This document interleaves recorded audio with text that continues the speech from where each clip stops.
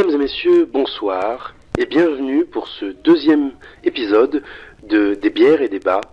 Un nouvel épisode où nous allons, en plus de consommer des produits alcoolisés ainsi que des biscuits apéritifs, discutailler dans une ambiance bon enfant de choses et d'autres à propos du cinéma et de culture. Alors, chers amis, bienvenue. Asseyez-vous confortablement ou bien mettez votre casque pour faire autre chose pendant que vous nous écoutez et ensemble entamons ce voyage vers une nouvelle découverte, vers de nouvelles perspectives qui feront avancer notre pensée sur le cinéma. Corentin ? Alors merci beaucoup. Donc je précise pour ceux qui nous écouteront que j'avais dit à Antonin de faire simple. Donc c'est un très bon début. Alors on a bien retenu certaines critiques, dont notamment en ce qui concerne certains mouvements de bras et de mains de certaines personnes ici.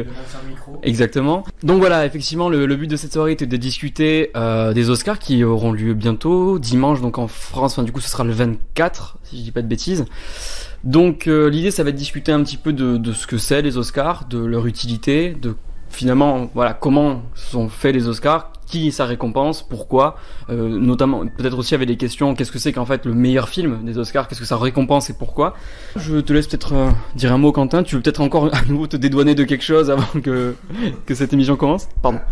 Juste avant de laisser la parole à Quentin, sachez que nous avons pris des mesures, nous avons entendu, nous avons écoutez, et sachez qu'en cas de problème majeur, nous avons des menottes pour Quentin, pour l'empêcher de faire des mouvements de bras. Donc voilà, il sait à quoi s'en tenir, et normalement, il devrait s'auto-gérer, s'auto-contrôler, et ne pas faire autant de mouvements que la dernière fois. On aime l'autogestion ici. Bon alors, ce soir, évidemment, je vais être parfaitement stoïque, en tenant bien mon micro comme il faut. Et juste pour préciser, avant de démarrer, on a dit qu'on ferait rapidement. On n'a pas commencé encore. On n'a même pas commencé ce débat. Mais passons aux choses sérieuses. Du coup, qu'est-ce qu'on pense des Oscars ? Sur quoi on peut échanger là-dessus ?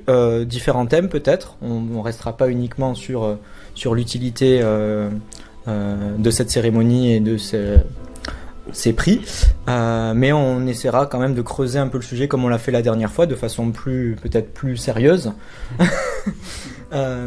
toujours avec bonne humeur, et voilà, on va essayer d'aller quand même sur des débats de fond. Qui veut commencer ? Je t'en prie.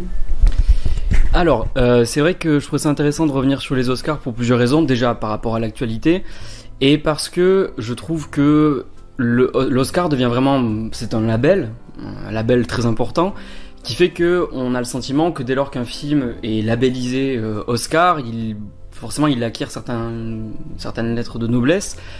Et il faut avouer qu'on l'a tous fait, je pense surtout peut-être quand on était peut-être un peu plus jeune, mais quand on passe dans un magasin, qu'on a envie d'acheter un Blu-ray ou un DVD, voir film nominé, même nominé, ils mettent des fois aux Oscars, comme si, enfin bref, ça voulait dire quelque chose en soi, ou alors simplement tu vois Oscar du meilleur film, enfin pour un non-initié, bah ça veut dire quoi ? Ça veut dire que c'est le meilleur film de l'année tout court. Mais alors du coup les Oscars c'est quoi alors ?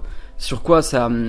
Quels sont les films sélectionnés ? C'est-à-dire c'est les films du monde entier, c'est les films qui sont, on va voir que bien sûr que non. Enfin déjà je pourrais même commencer, c'est une entrée intéressante pour le débat qui est que précisément pour ne pas avoir récompensé la plupart du temps des films étrangers, les Oscars ont créé la catégorie du meilleur film étranger qui leur permet à la fois donc de donner cette récompense et de se dédouaner de non on regarde des films autres que hollywoodiens. Mais en même temps, du coup, se créer cette catégorie-là leur va très bien pour pouvoir récompenser la plupart du temps leurs films à eux. D'ailleurs, on remarque souvent que les films récompensés aux Oscars, notamment les meilleurs films, ce sont des films qui ont souvent une tendance à vanter le Hollywood et souvent le Hollywood passé. Par exemple, vous prenez, je sais plus, j'ai plus l'année en tête, mais par exemple, vous prenez The Artist.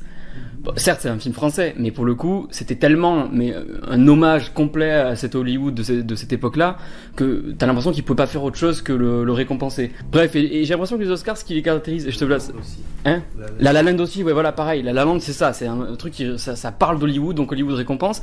Et t'as l'impression que les Oscars, ils créent des catégories comme ça qui leur permet finalement. Ouais, le meilleur film récompense ceux qui vantent le plus leur mérite, et après, ce qui est objectivement bon, mais qui n'ont pas envie de donner la statuette du meilleur film, ils créent des catégories. Il y a le meilleur film étranger, il y a la meilleure film d'animation, dont on reparlera de ça plus tard. Enfin, voilà, et là, juste pour faire un petit truc, alors j'aurai des notes, désolé, c'est pas pour être impoli, mais c'est pour ne pas me tromper. Donc cette année, par exemple, dans la catégorie meilleur film, on a Black Panther qui a été nommé, Black Landsman, Bohemian Rhapsody, Green Book, Roma, A Star is Born et Vice. Moi je me dis, si on voulait jouer, alors on n'a pas tout vu, mais si on voulait jouer au pronostic, c'est terrible, mais il faudrait à la fois se poser les questions de qu'est-ce qui va le plus dans le sens de l'académie, qu'est-ce qui est à la fois peut-être le plus lisse, et qu'est-ce qui est à la fois, je pense, le plus politiquement aujourd'hui correct à vanter pour avoir le meilleur film. Et c'est pas du tout une question de qualité intrinsèque. Et à noter, c'est ça le plus important, et je vous passe la parole, c'est de dire, le meilleur film en fait aux Oscars, ça récompense quoi ? Ça récompense des producteurs. Ça récompense pas un artiste en soi. Ça récompense quelqu'un qui derrière son bureau dit, oui, moi je te donne du pognon pour faire ton film, allez vas-y, t'as intérêt à ce que ça fonctionne. Enfin, en gros voilà. Je sais pas si vous avez envie de rebondir là-dessus, l'un ou l'autre. Je peux continuer à monologuer, ça me dérange absolument pas. Sur la question des producteurs, quand même, un producteur, c'est pas uniquement je mets du pognon dans un film. Bon, juste pour c'est pas uniquement je mets du pognon dans un film, c'est aussi j'accompagne tout le processus de création, j'injecte mes idées dedans. Il y a des films parfois qui se font totalement déposséder, des réalisateurs qui se font totalement déposséder par les producteurs qui ont une mainmise sur le film. Donc voilà, pas uniquement une question de pognon. Pour revenir à ce que t'as commencé à parler de marketing, que quand on était petit et même encore aujourd'hui, on se balade et on voit souvent sur des jaquettes tel film nominé aux Oscars, etc. Même à l'intérieur de ça, il y a des différences, notamment un film s'il n'a pas eu l'Oscar du meilleur film ou du meilleur réalisateur.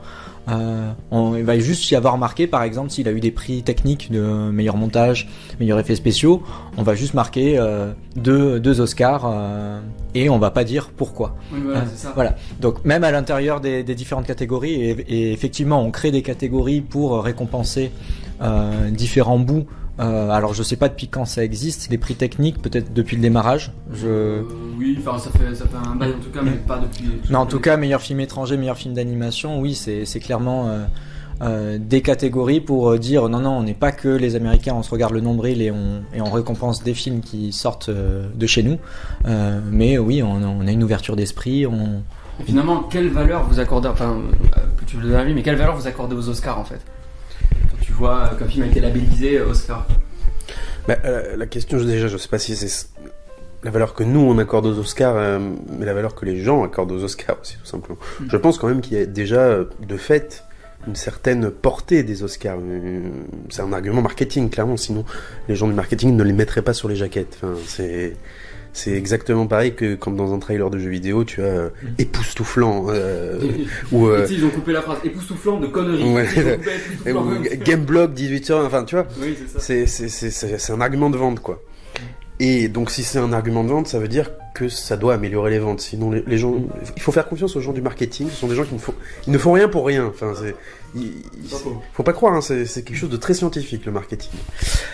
Donc déjà ça marche. Un minimum en tout cas. Ça fait vendre.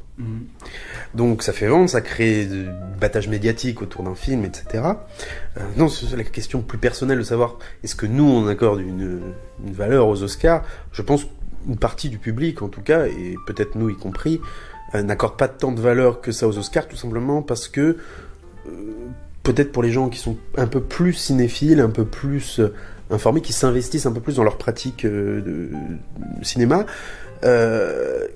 ils ont conscience que déjà leurs films préférés ne vont pas forcément ne vont pas se recouper parfaitement avec les films qui sont nommés aux Oscars et ceux qui sont récompensés. Donc déjà il y a ça, c'est un constat de base, et je pense que tout le monde ici a un film que les Oscars n'ont pas récompensé, c'est son film ça peut être votre film préféré, etc.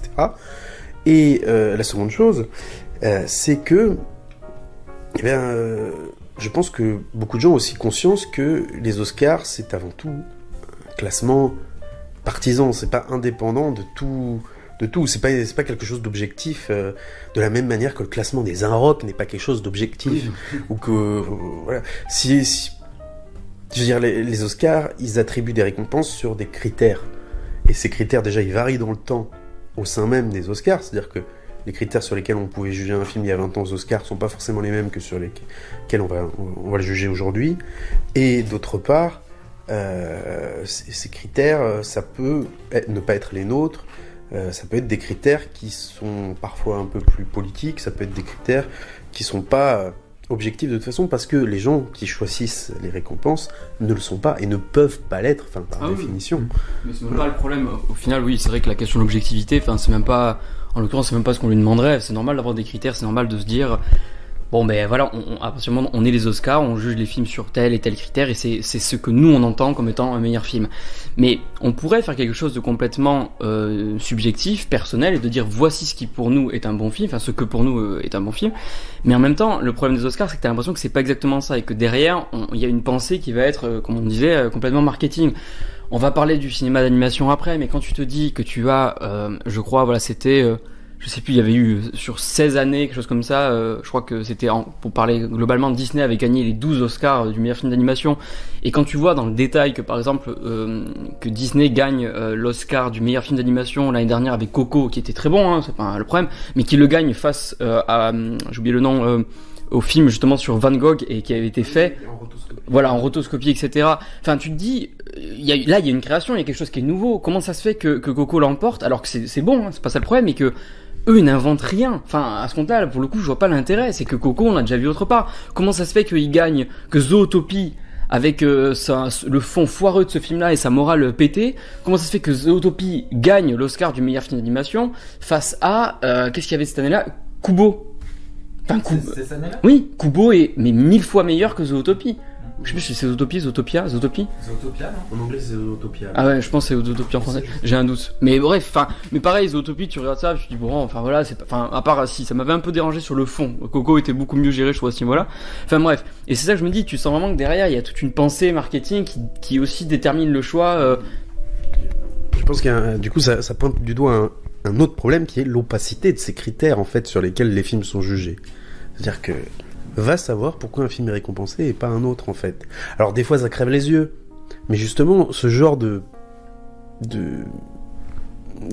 surprise entre guillemets, c'est-à-dire où un film que beaucoup de gens vont trouver moins bon ou moins courageux, etc., se fait récompenser, ça souligne un peu l'opacité avec lesquelles les films sont choisis pour être récompensés. Après, arrêtez-moi si je me trompe, mais pour les Oscars, on n'est pas dans la même optique qu'un festival où il y a un jury qui est composé à l'occasion, qui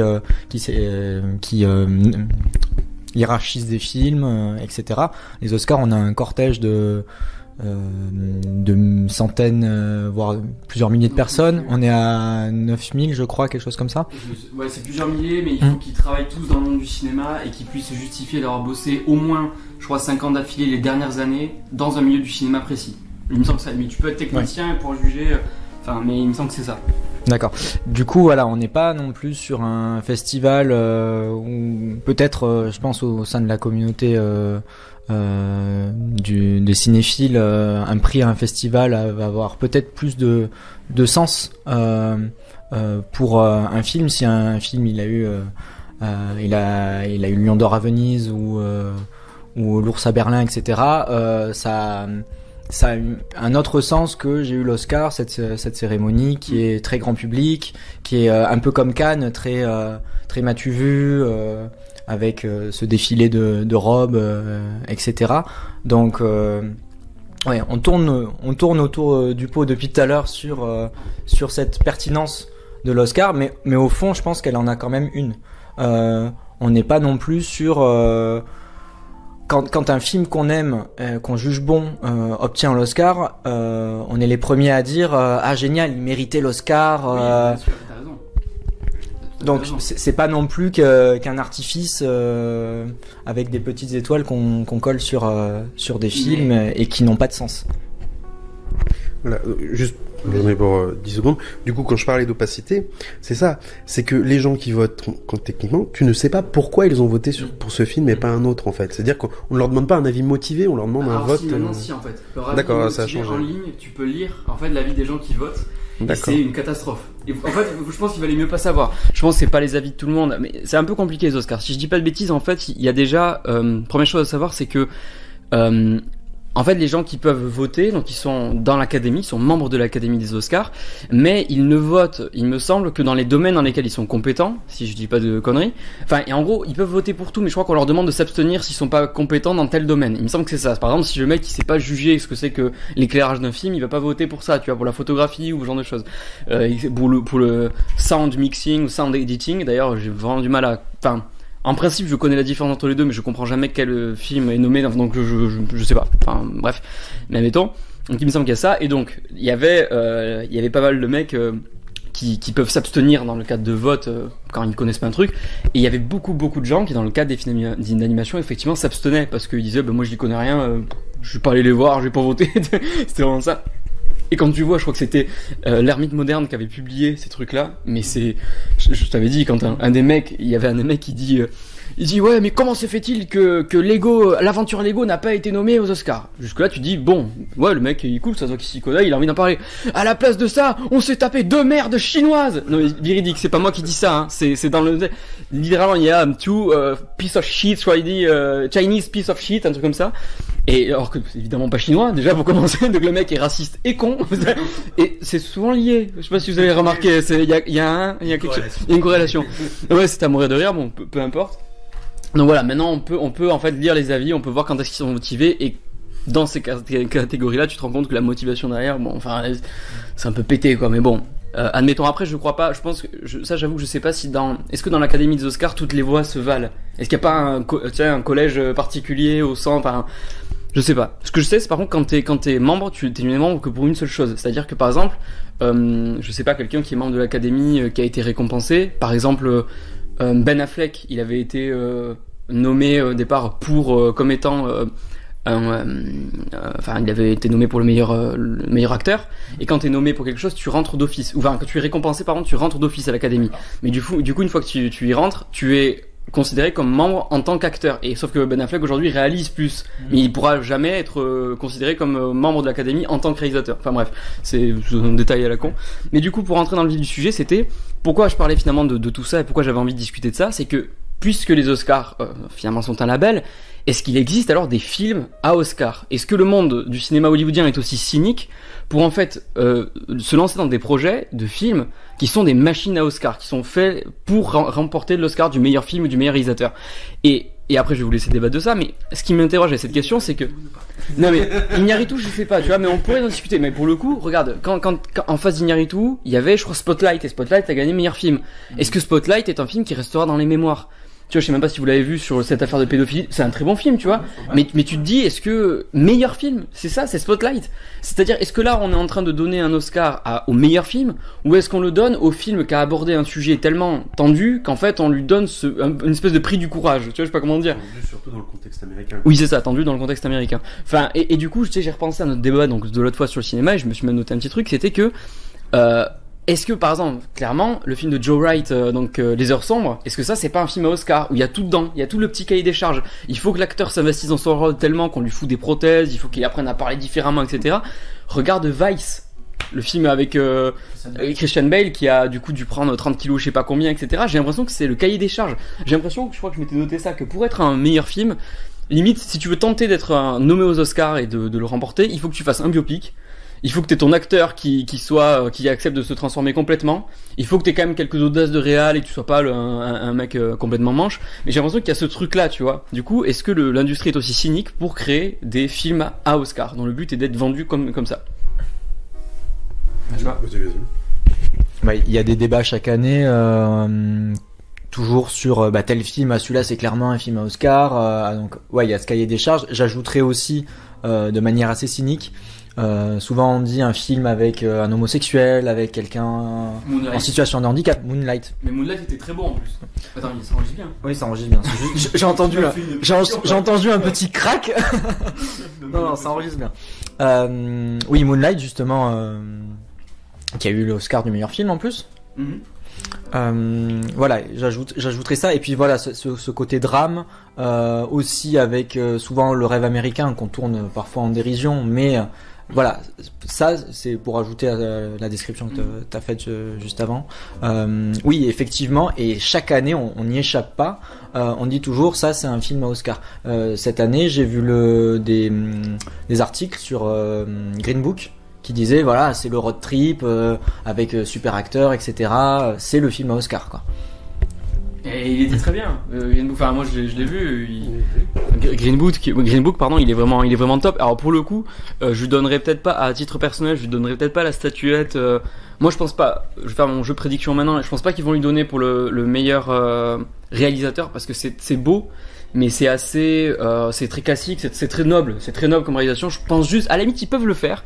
Parce qu'il a été assez malin le réalisateur pour faire en fait je crois qu'il a pris un cadre en fait assez un format de pellicule je sais pas si c'est du numérique mais classique. Je crois que c'est vraiment le format qu'on utilisait dans l'âge d'or hollywoodien. Donc rien que tu fais ça déjà tu te mets j'ai peut-être un Oscar de gagner rien que pour mon format. Je plaisante mais donc il y a ce côté-là. Par contre il y a un truc que j'ai halluciné complètement. C'est peut-être pour ça qu'il lui donnera une statuette aussi. C'est que le film a été réalisé par Peter Farrelly. Je sais pas si vous connaissez ce mec-là.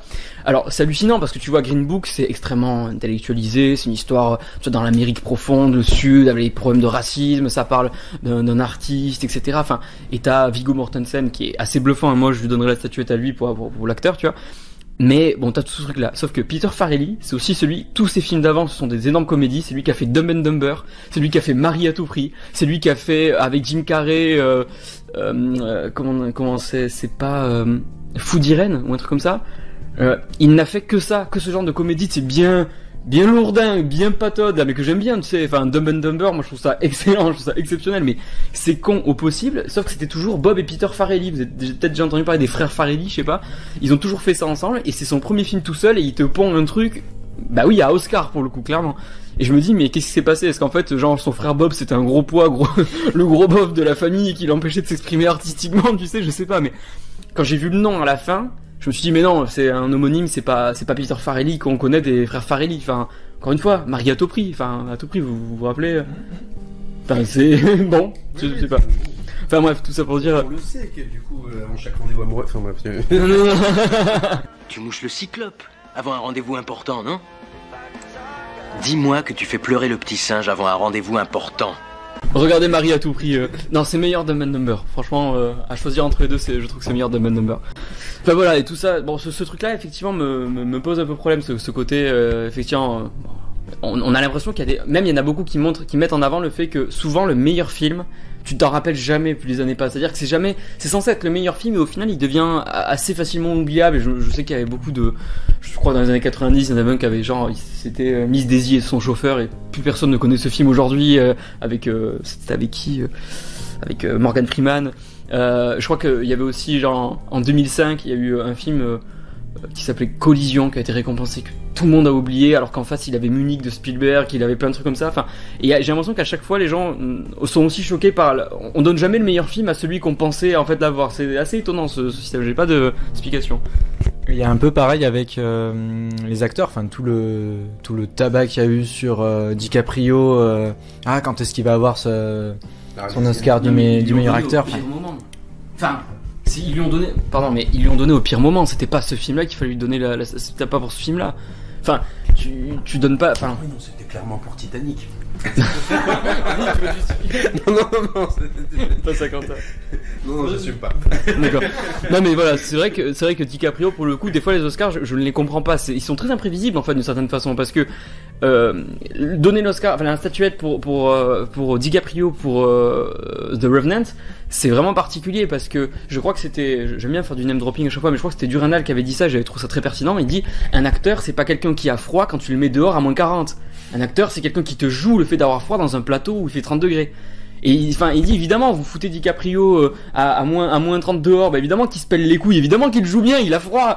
Il dit ouais, il va manger du poisson cru comme ça, qui était vivant il y a 1 minute, bah oui, il le vomit, bah évidemment c'est dégueulasse. Enfin, il dit est-ce que ça c'est une prestation d'acteur ou c'est une prestation, je sais plus comment il disait, mais genre de presque de sport extrême ou de jackass, je dirais. Non mais c'est ça. Alors du coup, donnons une statuette à Johnny Knoxville pour tous les jackass. Non mais c'est ça. Et je me dis, non mais alors il y en a beaucoup qui disent il fallait le donner pour Loup de Wall Street. Enfin, le Loup de Wall Street, moi je dis c'était même avant. Enfin, moi Shutter Island, je pense que c'est le moment où je me suis convaincu qu'il aurait mérité la statuette. Pour moi c'est Shutter Island. Mais c'est personnel, je sais pas. Un jeu plus en nuance par rapport au Wall Street où on est surexcité. C'est ça, après, voilà, on peut aimer ce genre de jeu ultra fantasque et tout ça. Mais... Est-ce que du coup, pour le loup de Wall Street, c'est comme pour The Revenant, est-ce qu'il a vraiment pris de la cocaïne ou est-ce qu'il le joue? C'est ça la question, du coup. On s'est tous posé cette question.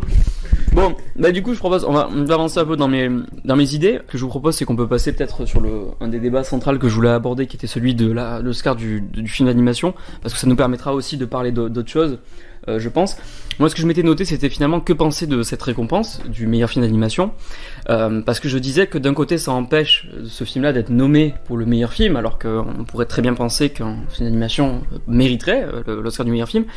Mais je me disais aussi que d'un autre côté, ça récompense l'animation en tant que telle, en tant que spécificité technique d'un film. Et je me dis alors peut-être que finalement cet Oscar devrait continuer à exister, mais être vu pour ce qu'il devrait être, donc une récompense technique, comme on récompense les décors, la photographie, j'en sais rien, enfin vraiment quelque chose de très technique, et ne pas fermer la porte au meilleur film. Voilà. Mais je me dis, finalement, voilà, que penser de cette récompense de Oscar du meilleur film d'animation. C'est vrai que ça reste une manière en fait de faire entrer le film d'animation dans le lot des produits culturels acceptables, mais par la petite porte quand même, tu vois. Oui, non, c'est bien. On va lui faire son Oscar à part, tu vois. On reconnaît que c'est du cinéma. Voilà, c'est du cinéma, mais quand même, faut pas exagérer. Non, voilà, effectivement, je pense qu'il faudrait qu'une nomination en fait comme meilleur film d'animation n'empêche pas de pouvoir être nominé. Mais alors pour vous, est-ce qu'il n'y a aucune différence en fait, entre un film d'animation? Vous voyez ce que je veux dire? Pour vous, il n'y a aucune différence en l'occurrence? Si, il y a une différence dans le procédé de production. C'est pas la même manière de faire. Et encore une fois, l'animation, il y a aussi à l'intérieur même de l'animation, on a différents procédés. Faire un film en animation image par image, un film en dessin traditionnel, un film avec les technologies numériques qu'on a aujourd'hui, il y a plein de manières de faire de l'animation. Donc oui, on met à part ce procédé-là qui est quand même différent d'un film en prise de vue réelle. Alors, d'une certaine manière, je vais y arriver, ça veut dire oui qu'on différencie les choses, mais c'est vrai, ce sont des choses différentes, mais ça reste un film. Si on prend la définition stricte d'un film, d'une vidéo, un film en prise de vue réelle et un film d'animation répondent tous les deux à la définition. Après, pour ajouter une chose, et ça je l'ai vu récemment, apparemment pour être nominé dans la catégorie film d'animation, et on voit encore une fois que c'est très ethnocentré États-Unis, il faut que le film, alors j'ai plus les critères en tête, mais il faut qu'il soit sorti dans un certain nombre de salles aux États-Unis, qu'il ait eu il y avait quoi d'autre? Enfin, il y a différents critères, donc en gros, n'est pas nominé dans cette catégorie n'importe quel film. Enfin, il y a tout un tas de films d'animation qui sortent en Europe, en Asie, qu'on verra jamais dans cette catégorie-là parce qu'elle n'a pas eu suffisamment de distribution aux États-Unis. Donc, il y a déjà un gros biais dans cette catégorie-là. Et comme tu le disais tout à l'heure, effectivement, très souvent, dans la plupart des cas, c'est un film Disney ou Pixar qui remporte l'Oscar. En l'occurrence, je crois que un film d'animation japonais n'a eu l'Oscar qu'une seule fois, c'était Miyazaki avec Le Voyage de Chihiro.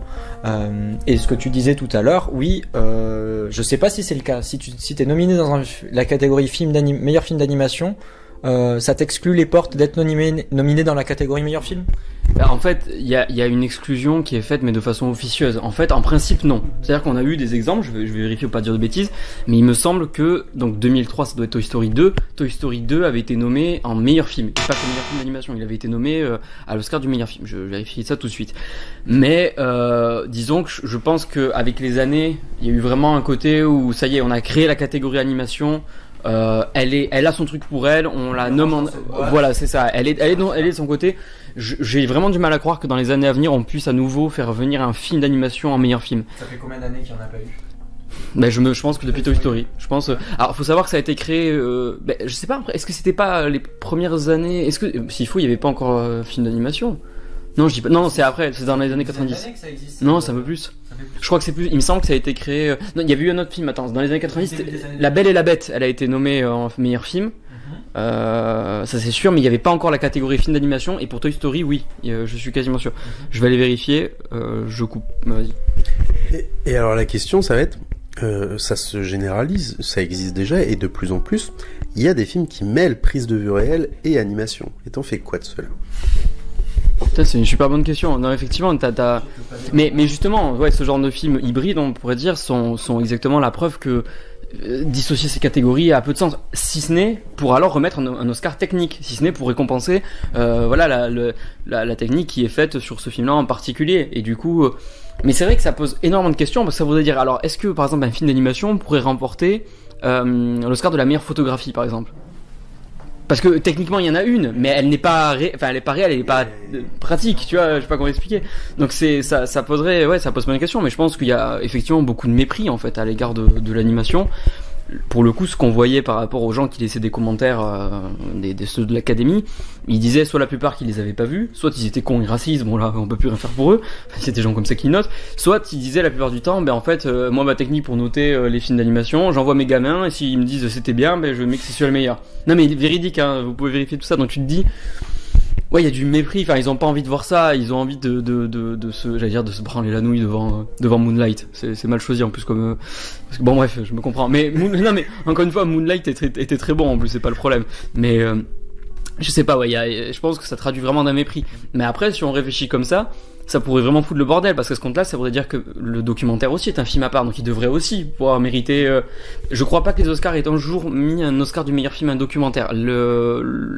La Palme d'Or a déjà été donnée plusieurs fois, ça c'est sûr, pour c'était Fahrenheit 9/11 avec Michael Moore. C'est ça, voilà, de Michael Moore. Entre les murs aussi. Donc, je sais plus. Mais il y en a eu deux, Michael Moore, je crois. Un César entre les murs ou c'était Cannes? Ah si, non, oui, t'as raison. Moi, il me semble. Attends, je regarde juste par curiosité si c'était bien en 2003, voyons. Le meilleur. Ah mais non, putain, le meilleur film en 2003, bah, c'était Le Seigneur des Anneaux. Non, c'est pas celle-là, bon, je chercherai plus tard. Ah, c'était le meilleur film d'animation, Voyage de Chihiro, 2003. C'est ce que j'ai. Et du coup, il était face à L'Âge de Glace, Lilo et Stitch, Spirit, La Planète au Trésor. Putain, mais déjà à l'époque, t'avais Planète au Trésor, Lilo et Stitch et Âge de Glace. Enfin, ouais, Âge de Glace, c'est pas. Mais il n'y a pas grand chose à mettre dans cette catégorie, puisque comme je te disais tout à l'heure, il faut qu'il soit sorti dans un certain nombre de salles aux États-Unis, donc. Enfin. Mais c'est ça en fait. Alors, ça pose vraiment problème. Je crois que c'est encore plus restrictif que ça, parce qu'il me semble qu'il faut qu'il soit sorti en plus. Je sais pas si je vais dire une grosse bêtise, je vérifierai, mais je crois qu'en plus il faut qu'il soit sorti explicitement à Los Angeles. Il faut qu'il ait été vu là-bas, là où il y a du coup les Oscars. Il faut qu'il ait été vu là-bas. Et en plus, non seulement il doit être sorti dans une salle là-bas, mais il doit être resté un certain nombre de semaines. S'il est resté que quelques jours, enfin peut-être genre 1 ou 2 semaines, il peut pas. S'il a été déprogrammé parce que pas assez de gens, ben il pourra pas avoir de nomination. Si je dis pas de bêtises. Du coup, par rapport à le premier thème sur lequel on a échangé tout à l'heure, la pertinence de l'Oscar, pour moi, ça biaise totalement la pertinence pour cette catégorie-là. Ça veut dire que vraiment, ça prend pas en compte la diversité des films d'animation qui existent au niveau mondial, quoi. On est vraiment les États-Unis qui se regardent le nombril et on le voit hein, chaque année. Alors de temps en temps, comme je disais, il y a des films européens, des films asiatiques qui sont nominés, mais principalement c'est du Disney, du Pixar, du DreamWorks, voilà. Bon. J'allais dire, faudrait peut-être s'amuser, si les Oscars nous conviennent pas, à s'imaginer qu'est-ce qu'il faudrait rajouter, tu sais, pour compléter ce truc-là. Moi, il y a un truc que j'ai en tête depuis des années, et je me dis, c'est con que ça existe pas, c'est l'Oscar de la meilleure scène. Parce que je trouve que tu sais, t'as des films des fois qui peuvent être plutôt moyens, puis d'un coup t'as le truc qui dénote complètement, tu te dis putain ça c'était quand même cool, ou je sais pas, il y a quelque chose de complètement. Et puis même si le film global est très bien, tu pourrais avoir une scène tellement bluffante qui pourrait, je sais pas, moi là en tête la première qui me vient c'est par exemple, bon Mad Max avait déjà récolté plein d'Oscars, mais la fameuse scène où on les voit progresser dans le désert avec l'énorme, ça a marqué tout le monde, ça a tellement marqué tout le monde que tous les réalisateurs après ont essayé de la copier cette scène-là. Et je me dis, c'est pas anodin là, il s'est passé quelque chose à ce moment-là. Ils ont cassé quelque chose dans Hollywood, je sais pas, mais il s'est passé Frank Miller, George Miller, j'allais dire Tim Miller, non il y a trop de Miller. Enfin, il a vraiment fait un truc assez bluffant et je trouve que tu vois, récompenser une meilleure scène, ça pourrait être aussi une façon d'avoir des films, des fois, tu sais que par exemple, je sais pas, peu de budget, et genre ils ont tout mis sur une des scènes qui devait avoir du sens, tu vois. Du coup, est-ce que ce serait pas un Oscar du money shot en fait quoi? C'est Oscar. Je crois que les récompenses dans le milieu du porno ont déjà cette récompense, le meilleur money shot. Oh pardon, je suis désolé, je couperai cette séquence-là.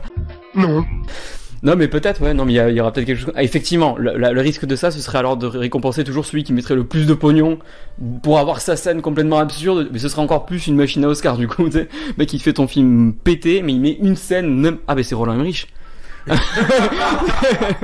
Pardon. Désolé, je suis désolé. Non, j'assume pas. Le pauvre, il fait ce qu'il peut. Il fait des trucs bien. Hein. Il fait des trucs bien. Il a fait exploser tous les monuments de la planète. Il peut plus, c'est fini. Il en a plus.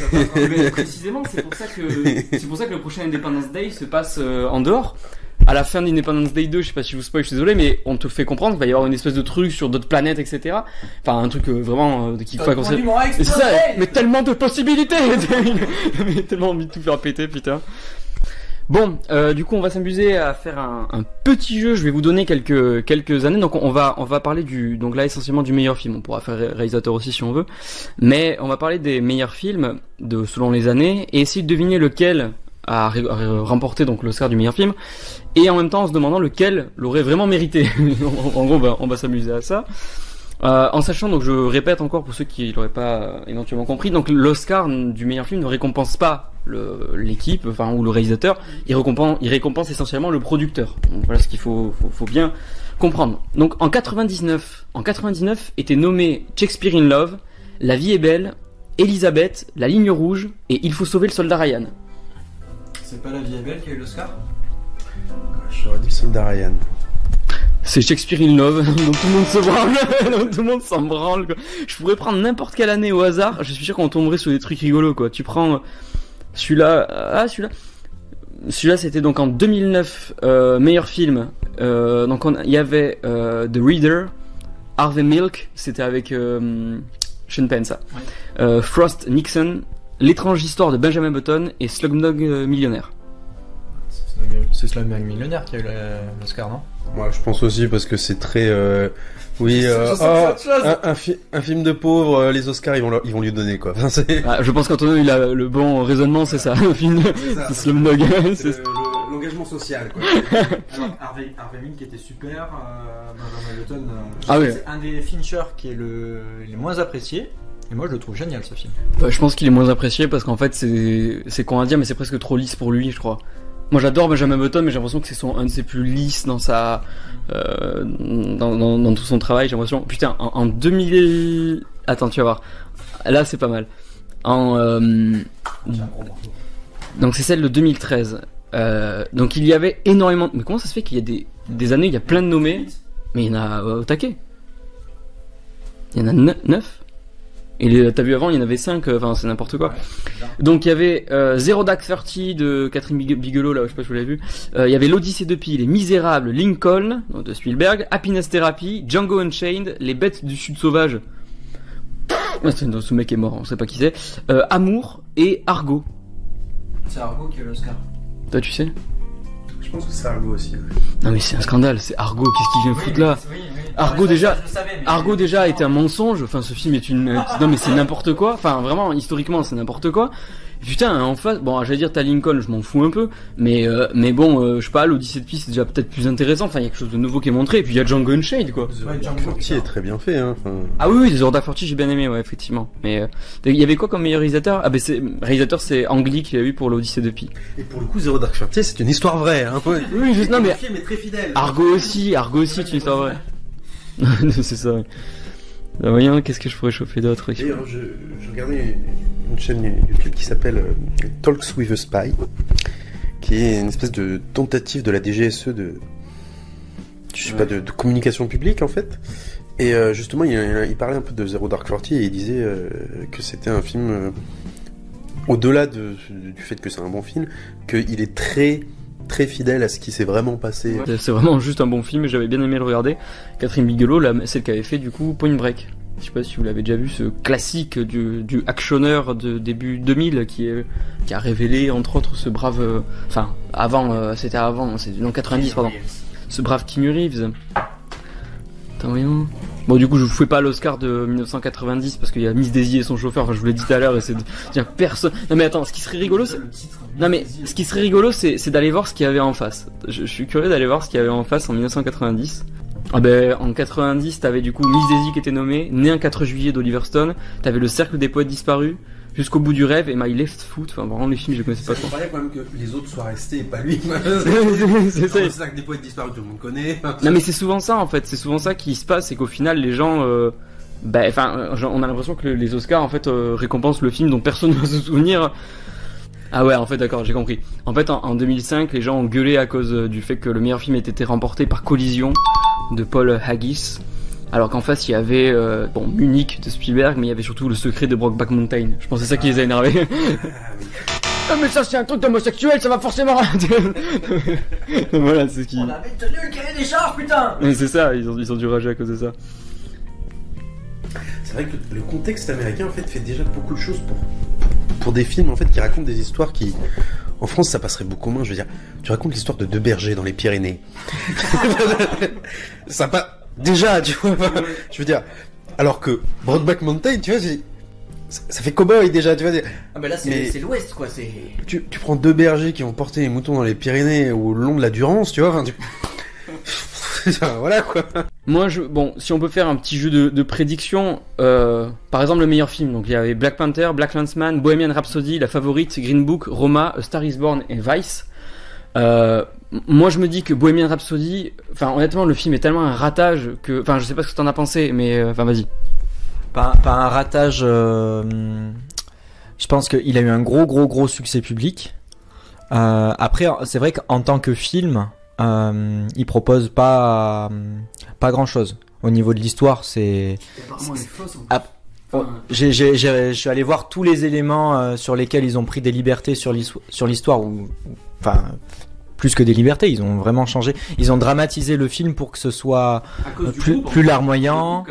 C'est Queen qui a voulu ça. C'est pas vrai. Et si, c'est eux qui ont pas accepté qu'on raconte les choses en groupe telles qu'elles se sont passées, donc c'est eux qui ont fait modifier le script, etc., qui ont complètement piloté le truc. Parce que il y a des éléments, enfin pour le coup, pour avoir regardé le vrai du faux, des choses qui sont vraiment très importantes et qui ont totalement changé dans le film pour que ça fasse vraiment film. Donc c'est plus une adaptation. On peut parler d'adaptation. Hein, c'est pas un biopic pour moi. C'est une adaptation d'une histoire.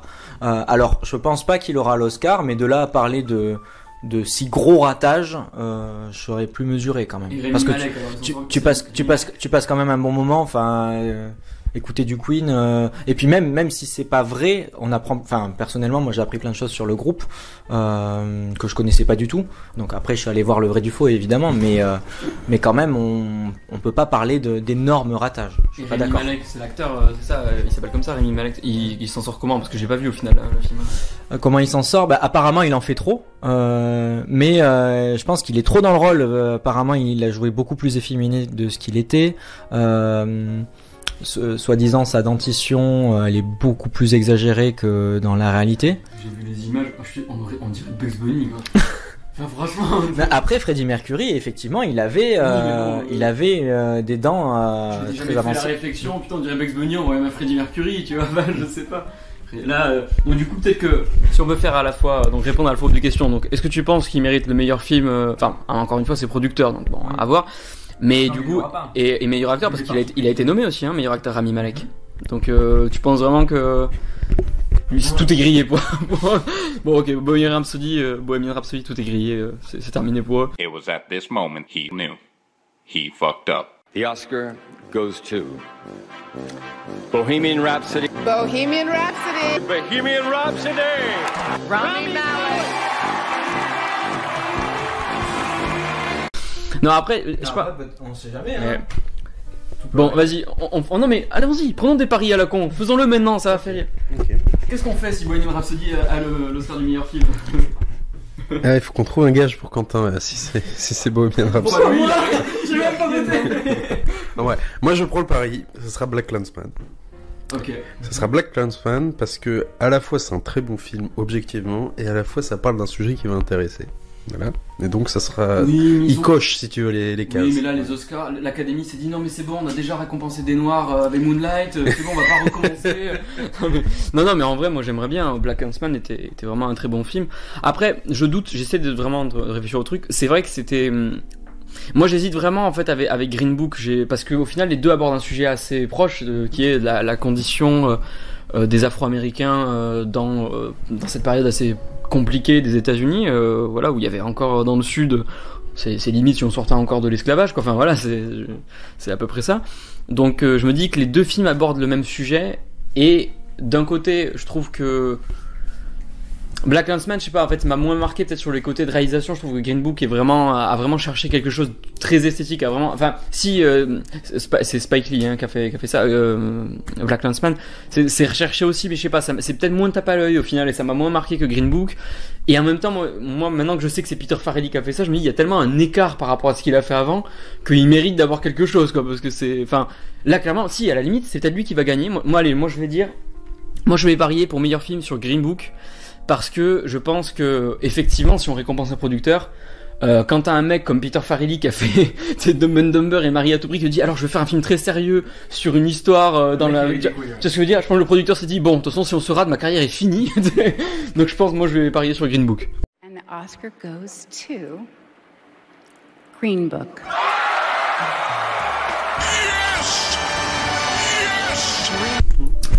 Moi je parie sur Roma. Dans la mesure où je prends du risque, je prends des risques quand même parce que c'est Netflix qui produit et diffuse le film, mais on l'a vu avec plusieurs films que Netflix a produits qui étaient de très bonne facture, et je pense que ce serait peut-être une reconnaissance de récompenser ce volet-là du cinéma qui est en train d'évoluer, et d'autant plus que le film, bon, pour le coup, il aurait plus sa place en catégorie d'avoir le prix de la meilleure réalisation, parce que c'est assez époustouflant. Enfin, vraiment, c'est magnifique, et même photographie. Enfin, je sais pas ce que t'en penses. Non, on peut faire 2 minutes sur Roma, mais la photographie de Roma, elle est magnifique. Enfin, c'est vraiment sublime. Pour moi, ce serait plutôt même si on sait jamais, je pense pas que ce soit Roma qui l'est. Celui que j'éliminerai d'office, c'est Star is Born, qui est sympa, mais qui a rien à faire là. Enfin, vraiment, je sais pas comment il a pu atterrir. Je sais pas si vous l'avez vu. non. Comment il a pu atterrir là, je sais pas. D'accord.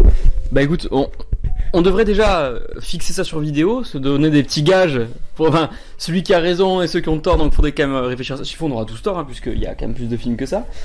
Bon, après on a d'office retiré Black Panther comme si c'était impossible. Je pense effectivement pas qu'ils donneront meilleur film à Black Panther. Récompense. Génial, Mais voilà, Black Panther. Ah, je suis content que tu. J'ai encore regardé il y a pas longtemps, et je le trouve vraiment toujours aussi bon. Par contre, Black Panther, alors j'ai pas vérifié. Alors on l'a tous vu ici, donc on peut en parler. Moi, je pense qu'il mériterait. Alors je regarde s'il est pas nommé. Est-ce que déjà il est nommé? Moi, c'est sur la meilleure musique. Mais il est nommé. Donc je suis très content. Ah ben alors moi, je mets mon petit truc là. Je le dis d'office. Black Panther aura la meilleure musique. And the Oscar goes to Ludwig Göransson. Black Panther. I want to thank me for believing in me. Il y a qui d'autre dans le mix? On s'en fout. Non, j'ai gagné. Il y a Black Huntsman, si Bill Street pouvait parler, L'île aux chiens. Non, mais c'est Alexandre Desplat. Non, arrêtez. Non, il va l'avoir encore. Il m'énerve. Et après, il y a le retour de Mary Poppins. Bon, je l'ai pas vu, mais d'office, je l'élimine. Il aura pas la meilleure musique.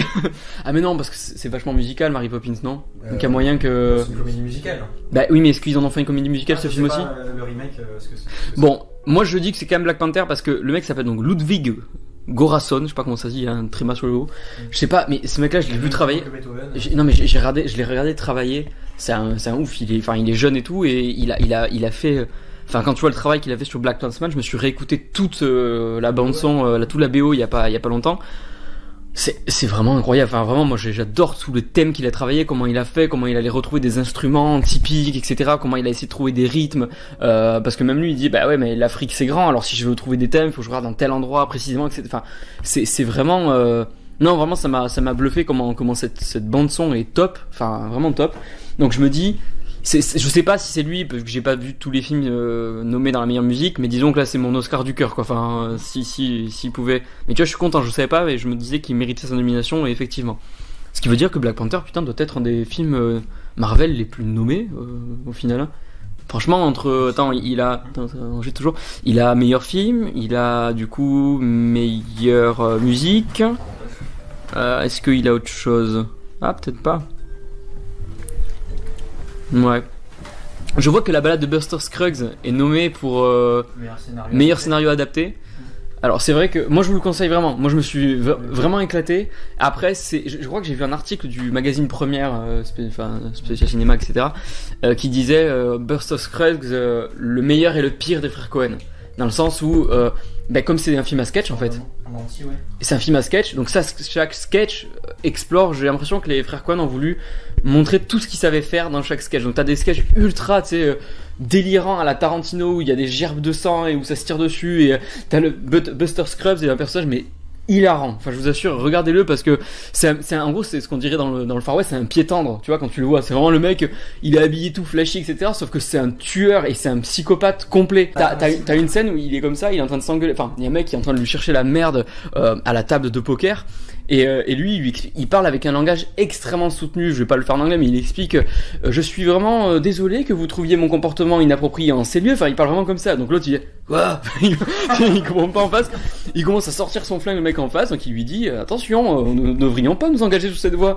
Et l'autre, il le pointe. Et là, il tape sur la table. La planche de la table se lève. Il se tire dans le cou, dans la gueule comme ça avec son flingue. Mais c'est tellement classe. Et en plus, il le fait 3 fois. Il fait bam, bam, bam. L'autre, il se met 3 coups dans la tête en tapant comme ça. Mais c'est tellement classe et c'est tellement absurde. Ça, on dirait vraiment c'est très tarantinesque. Et après, t'as tous les genres. D'un coup, tu vas passer à un sketch, mais d'une noirceur, mais d'une genre la vie c'est de la merde. Enfin, il y en a un avec Liam Neeson et j'ai oublié son nom et c'est celui qui joue Dudley Dursley. On a kidnappé son fils et pour chasser. Non, c'est plutôt l'inverse. D'ailleurs, enfin, tu verras, mais il y a l'acteur qui jouait Dudley Dursley, je me rappelle plus son nom dans les Harry Potter.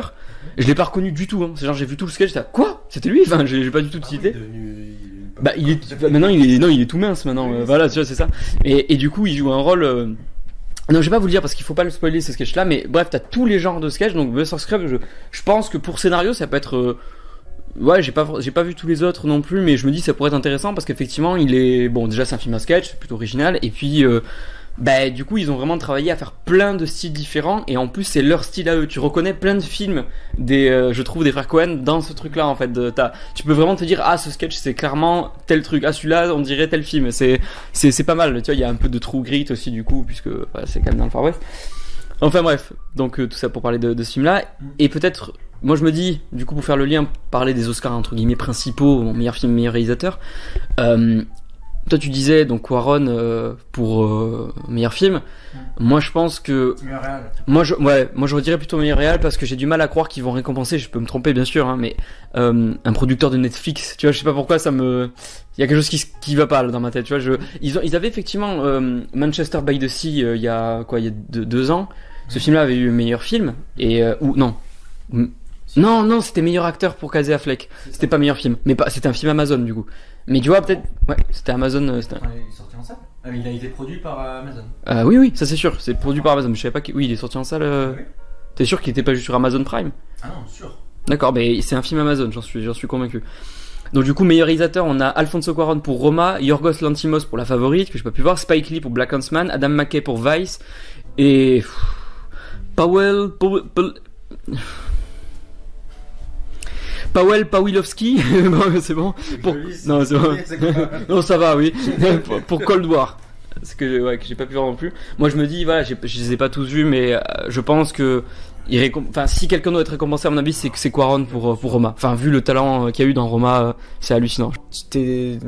La réalisation est telle que tu rentres dans le film, parce que on parlait du film juste avant de démarrer la vidéo. Tout est parfaitement millimétré, c'est naturel. La moindre personne qui est dans... Pourquoi vous me regardez comme ça? La moindre personne qui est dans le cadre, sa vie, c'est plus qu'un film, quoi. Enfin, on est vraiment dans le film. Enfin, il y a un côté immersif. Et puis voilà, tous ces plans séquences, enfin, c'est d'une parfaite maîtrise. Enfin, tu te demandes combien de fois il les a refaire la scène, notamment, je spoil pas, mais la scène sur la plage. Oui.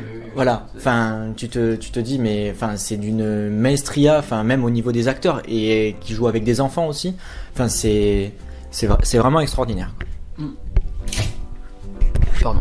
Mais moi, c'est ce que j'ai pensé aussi, effectivement. Enfin, Roma, je me suis dit, quand je vois que là, t'as l'impression que le mec, il donne tout ce qu'il a, quoi, pour montrer à quel point il a envie de faire un beau film, etc. Surtout qu'apparemment, c'est pas genre le truc qu'il a fait. Là, pour le coup, on peut pas parler de film à Oscar parce que ça fait 10 ans que c'est en préparation. 10 vraies années. Alors, 10 ans où la plupart des années, c'était genre, je le fais pas, tu vois, c'est plutôt ça.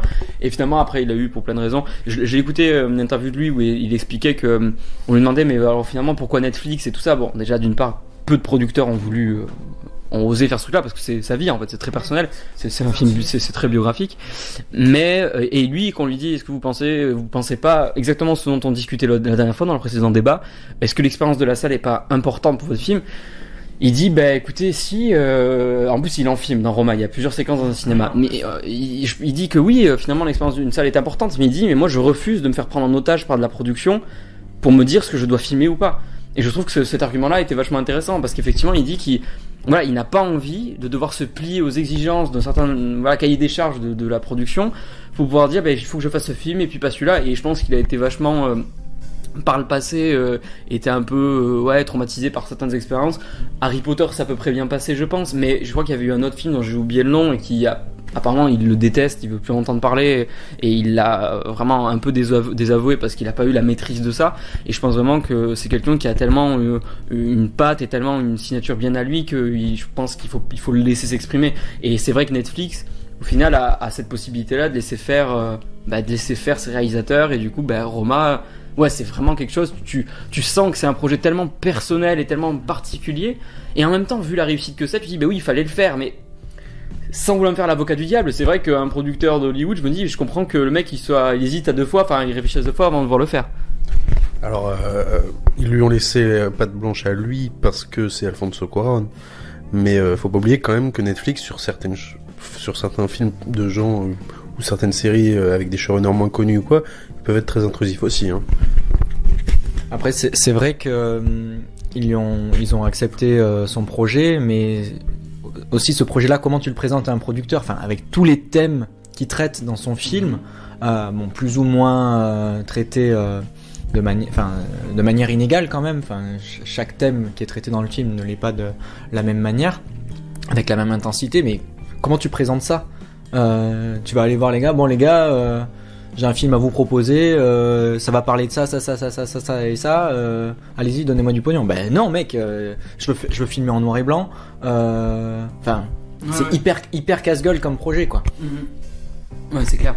Non mais vraiment, en plus quand tu vois, c'est vrai que c'est un film en plus qui parlera pas à tout le monde. Non. Et en plus, même à titre personnel, je reconnais très bien que j'ai eu besoin d'avoir une explication après pour comprendre l'entièreté du film. Hein. Enfin, quand tu le regardes, il y a aucun souci de compréhension. Hein. Tu comprends l'histoire de A à Z. C'est ça en fait que pour moi qui fait que les films, qui fait la marque d'un bon film, c'est quand tu est capable de rester devant, de comprendre l'intrigue de A à Z, de n'avoir aucun problème de compréhension, mais qu'avec une seconde ou une troisième lecture, tu te dis, ah mais en fait il y a en plus tout ça derrière, il y a toute cette substance que je ne voyais pas, etc. Et ça c'est un bon film.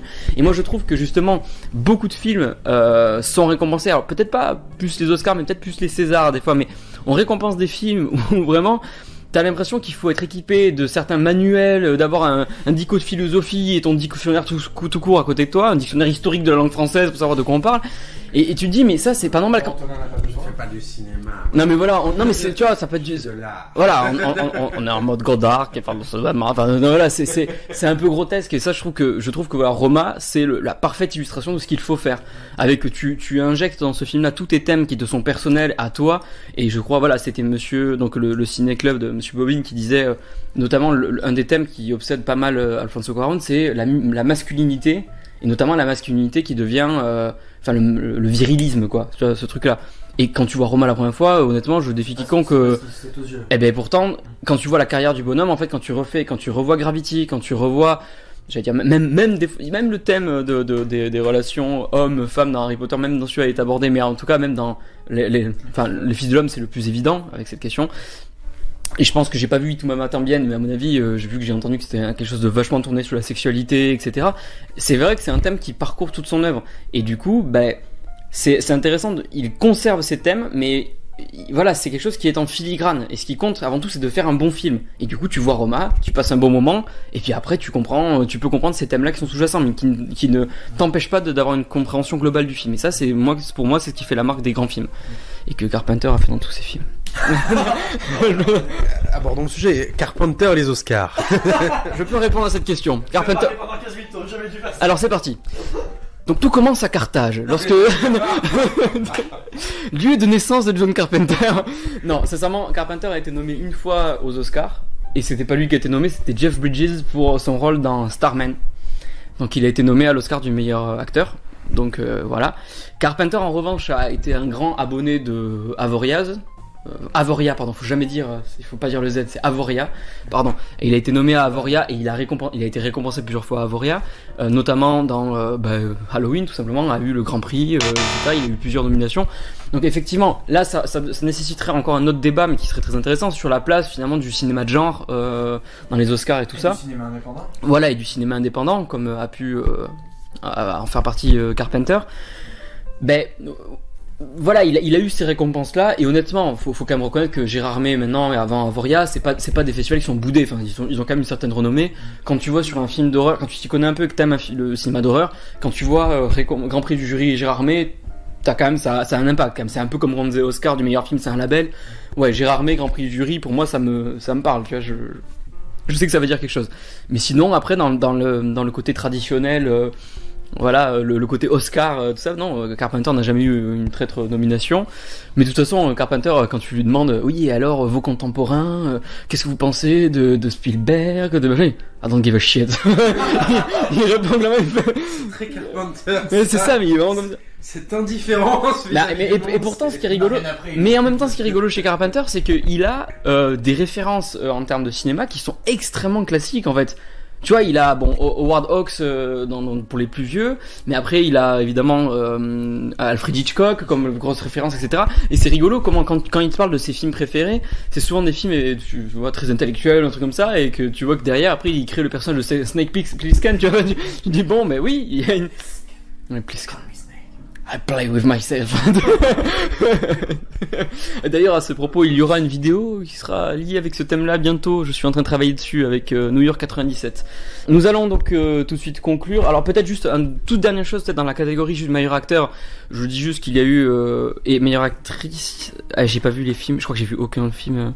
Qu'est-ce qu'il y a, Ah si, mais il y a Cléo de Roma qui est nommée, elle s'appelle, je suis désolé si je vais, Yalitza Aparicio, non ça va en fait. Donc elle est nommée comme meilleure actrice, elle l'aura jamais. Ce serait très bien, hein. Vraiment, oui. Non mais on est d'accord, mais moi. Regardez, en plus, elle a rien fait d'autre. Enfin, elle a dû jouer dans un film ou une série. Elle a, enfin, à ma connaissance, elle a rien fait d'autre. Donc, ouais, bon, des films nominés. Enfin, après, c'est vrai qu'elle est excellente, hein, mais. Ouais. Bon après voilà, moi pour meilleur acteur, c'est vrai que mon petit coup de cœur personnel, c'est Viggo Mortensen. Rami Malek, je pense que les gens l'ont peut-être trouvé trop cliché, à mon avis, peut-être qu'il l'aura pas. Il a pas eu un Golden Globe. Si, du coup ça lui suffira, tu vois. Ce sera en mode, non mais tu vois, Christian Bale. C'est les Oscars des avoués un peu. Non mais Christian Bale, il a voilà, enfin il a une carte d'abonnement à une salle de muscu, donc voilà, c'est bon, voilà, est-ce que vraiment il mérite? Non mais j'ai pas vu le film, donc c'est pas honnête.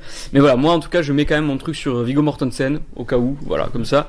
Parce qu'après les autres c'est Bradley Cooper pour Star is Born et il y a William Dafoe dans At Eternity's Gate. Donc autant William Dafoe est très bien, autant le film m'a fait gerber. J'ai pas d'autres mots à dire, c'est vraiment au bout d'une heure j'ai dû arrêter parce que le film m'a foutu la gerbe. Ça bouge dans tous les sens. Le mec il t'a filmé un film sur Van Gogh comme le réalisateur de, j'ai oublié son nom, le réalisateur, tu sais, de La mort dans la peau avec ou alors un réalisateur de Fast and Furious, quoi. Il t'a filmé ça, la caméra elle bouge comme ça tout le temps, ça ne se pose jamais, c'est complète, mais je n'ai pas compris la réalisation et j'ai passé au bout d'une heure, j'étais comme ça. J'imagine que ça doit être parce que Van Gogh dans sa tête était un peu voilà. Ouais, alors je me suis dit au départ, j'ai commencé à écrire ma critique en même temps que je regardais le film et je me suis dit mais ouais, Van Gogh voilà, avait des moments effectivement peut-être des passages un peu de folie, etc. Et il voulait peut-être représenter ça, mais il y a aucune cohérence. Il y a des moments, il est juste en train de peindre dans sa chambre des chaussures, et la caméra elle bouge comme ça, là, et te dit, t'as vu le film de traite? Mais il fait des zooms, mais t'as ça du visage comme ça, c'est flou. Il y a la moitié des plans qui sont flous dans le film. J'étais mais qu'est-ce que c'est que ce truc? Ça te fout la gerbe. Je te jure, t'arrêtes pas d'essayer de faire la mise au point avec tes propres yeux. Mais qu'est-ce que je comprends pas ce que je vois. Et donc du coup t'as tout ça et je me disais ok si genre la caméra devient très stable, le moment où il y a un moment de sérénité pour Van Gogh, mais pas du tout. Il y a des moments comme ça, il y a des moments où il est dans une grosse engueulade avec quelqu'un et ça bouge pareil. Des moments où il est en train de peindre dans la nature, ça bouge pareil. Et t'as vraiment, enfin j'avais noté plein de trucs. Mais bon on va pas faire ça maintenant. Mais j'avais vraiment j'ai pas compris. J'ai juste pas compris ce film-là. Et de toute façon, je sais pas s'il est nommé. Je crois qu'il est nommé aussi. Non, pas meilleur film. Non, j'ai rien dit. Non, j'ai dit une connerie. Il est pas dans meilleur film. Non, c'est bon. Bon, ça me rassure. Ça rassure très bien. Bref, bon tout ça pour dire, on va peut-être conclure, mais par contre avant de conclure, il faut faire une chose de très importante, ici qu'il faut qu'on détermine nos gages, parce que là on a fait les malins, on a parié sur certaines choses, donc je répète les paris de tout à chacun, qui est donc Quentin avait parié sur Bohemian Rhapsody en tant que meilleur, avait parié sur tu as dit Roma meilleur film. Ah oui, c'est Roma meilleur film. Antonin est parti sur Black Clansman, moi je suis parti sur Green Book. Et en tant que meilleur réalisateur, bon là c'est un truc un peu annexe, mais moi j'avais parié sur, je pense que Alfonso Cuarón l'aura. And the Oscar goes to this name I can't pronounce. Alfonso Cuarón. Mais en tout cas, ce qui compte, c'est voilà, meilleur film. On va partir là-dessus. Et de quoi allons-nous écoper? Mais je sais pas, on s'est foutu de la gueule d'Antonin avec son rhum agricole l'autre fois. Peut-être qu'il peut nous offrir une bouteille de rhum, nous ramener une bouteille de rhum réunionnais. Peut-être qu'on pourrait déguster ça ensemble, voilà, et se faire un bon shot dans un bon verre à whisky de rhum. Donc tu pars du principe que Antonin a perdu? Ah oui. Non mais franchement, cette scène sera à ressortir quand j'aurai perdu. Quelle indignité. Nous sommes sur le service public. À chaque fois, la fin de nos débats part comme ça. C'est le deuxième qu'on fait, c'est toujours la même chose. À la fin, c'est brouillon, ça part dans tous les sens. Mais écoutez! Non, mais de toute façon, écoutez, cette émission s'appelle Des bières et débats. On partira sur, je sais pas, un shot à la con. On prendra un petit shot de whisky. On décidera de ça ultérieurement. Sur ce, bon, désolé pour ce débat finalement que nous avons pas pu préparer assez bien, dans le sens où nous avions des concours à passer cette semaine, des concours assez particuliers. Nous étions pas mal occupés. Il sera donc certainement plus court que l'autre, mais nous reviendrons bientôt, donc certainement avec peut-être quelque chose sur l'animation. On garde quand même cette idée-là, donc peut-être sur l'animation, et tout en sachant qu'il y aura un double ration de culture sur le manga, voilà, qui sortira bientôt, et un Explo 4 que je suis en train de monter et qui me fait planter mon ordi. Sur ce, peut-être je vous laisse chacun un mot de la fin. On va passer, Quentin d'abord, on va te laisser conclure. Antonin va partir dans des envolées lyriques, donc on va faire monter le suspense. Oui, donc comme disait j'arrête avec le micro, pardon. Comme disait Corentin, prochain ration de culture sur le manga qui sera en 2 parties. On espère que ça vous plaira. Voilà, on sort un peu du cinéma. La plupart de nos vidéos qui sont sorties portées sur le cinéma. Et on espère que ce débat vous a plu. On a été un peu plus sage que la dernière fois. Peut-être un peu plus cohérent dans nos propos, je ne sais pas. En tout cas, on espère que ça vous plaira. Vous verrez ça au montage. Oui, donc voilà, je trouve que l'actualité de la chaîne est prometteuse là. Et puis. C'est lui qui fait du marketing. Non mais il a raté sa vocation. Hein. Quelle indignité. Bon, alors. Va jusqu'au bout de ton imitation. Conclure.